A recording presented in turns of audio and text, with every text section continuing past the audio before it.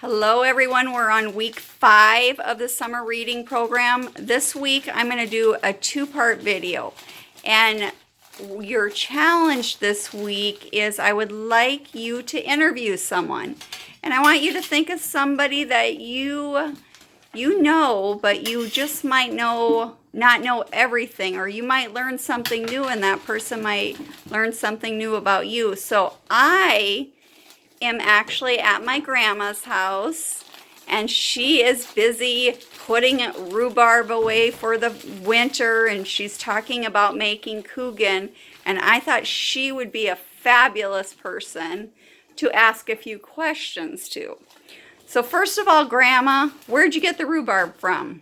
I have 30 rhubarb plants in my garden, and so we harvest about a fourth of the rhubarb. Rhubarb grew real slow this year.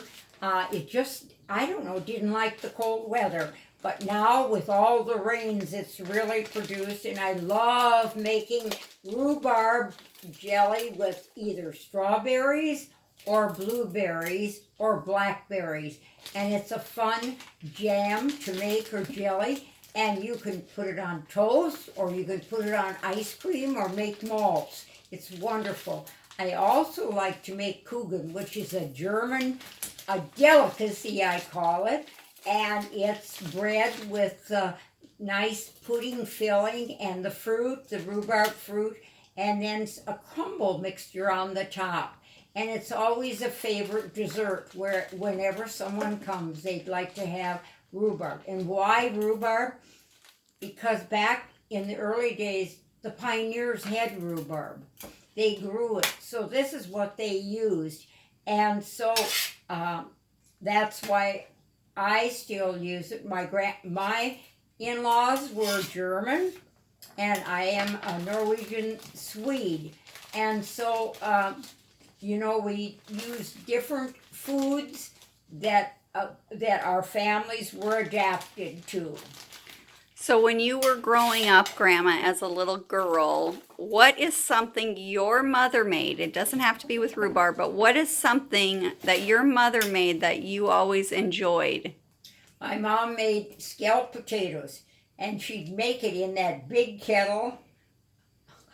And so, because there were usually about 10 or 12 people around our table for every meal, and every meal we sat to the table as a family, and we asked the blessing, and then we enjoyed the meal.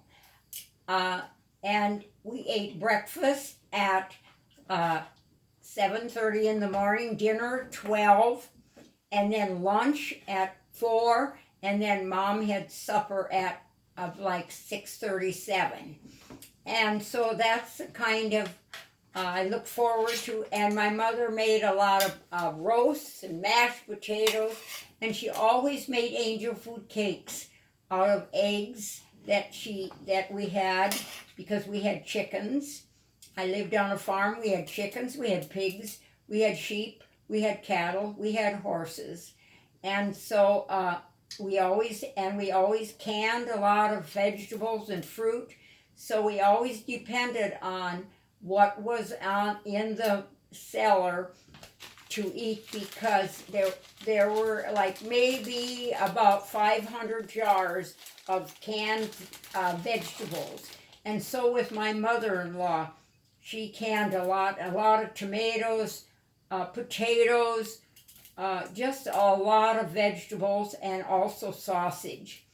So that kind of is the foods. My mother was Swedish. She loved fish.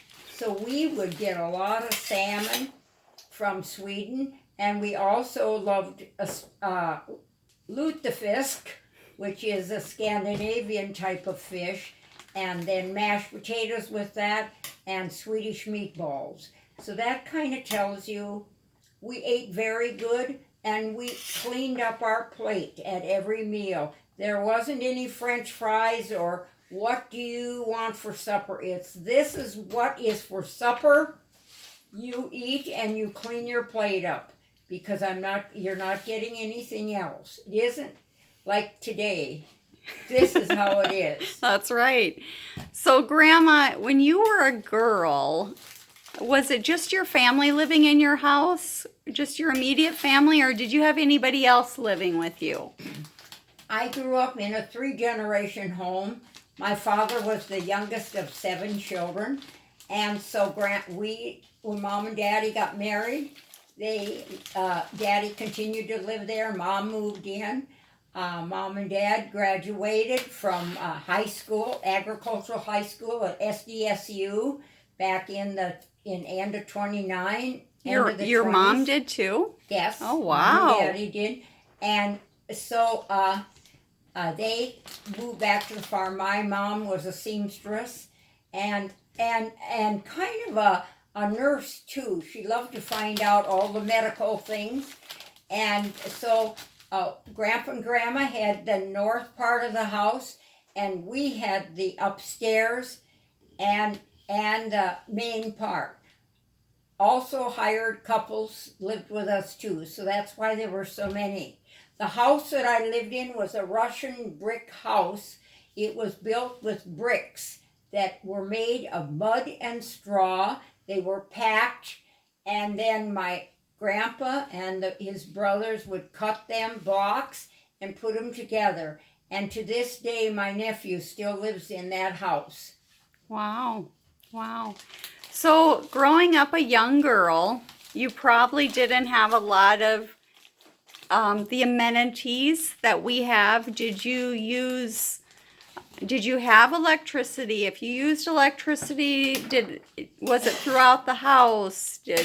What are some things that we have now that you did not have when you were a little girl? Well, we had no electric kitchen tools. We had the old egg beater, and we had the cream separator you turned by hand, and we mixed the dough by hand in the big bowl, and my mother had a big canister that I have in the back entry where she could mix probably enough dough to make 10 or 12, 15 loaves of bread. It's a big container.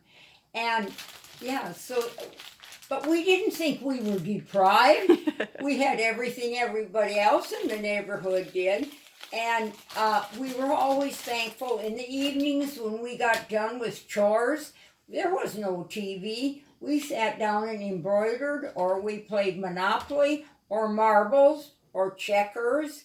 Lots of family played cards. We did not play cards. And we just spent time with each other, our family, around the kitchen table after the dishes were done. We all pitched in and helped with the dishes.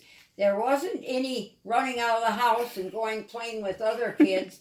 We stayed home and we did chores and like milk the cows, feed the hogs, feed the horses, bed the cows down, the milk cows, and took care of the chickens in the evening. By that time, it was time to come in and do the schoolwork or help with the family and play games or embroider we got the Dakota Farmer, which was a magazine, and my dad always read the article, The Lazy Farmer. And so And what was that about? Well, it's just that old farmer just told jokes about, I have one of the copies someplace, about life, how it was then. Sure, kind of making fun of it. Well, just kind of write kind of a nice story. What, as a young married woman, and you moved into the home you're in now, what was life like then for you? Were you ready to run your own household and crack the whip? Well, when I got married, there wasn't running water in this house, so Leroy, my husband, dug water in, so we'd have running water. Wow. There was a bathtub, but years ago, it rained, and then that water ran into a huge big tank underneath the basement or in the basement, and that's the water used. And you had to be very sparingly when you use the water, because that if it didn't rain, you didn't have water to bath in. And then, always being prepared. You never knew when anybody was coming. Company could drive up, and you always cooked a nice meal. And I butchered ducks, chickens, geese, and we had pork and beef we had one freezer. Wow. So I don't know. It just was just like I grew up, because I grew up on a farm. Mm-hmm. So it wasn't any different. It's just that when I got married, I didn't have 5 little brothers and sisters hanging around me. So, Grandma, how many grandkids and great-grandkids do you have? I have 14 grandchildren, 10 grandsons, and 4 granddaughters. I think I have 21 great-grandchildren, or maybe it's 25 by now, and then 1 great-grandson, Andrew. Wow. Wow. Well, so your challenge now is to pick somebody, and I want you to come up with 6 questions at least 6 questions that you are going to ask somebody. And it can be anyone. It can be your grandparents, it can be your neighbors, it can be your pastor, it can be a teacher, just somebody that you can learn something from and get to know them a little bit better, and maybe they'll get a chance to get to know you. So take care and have a great week.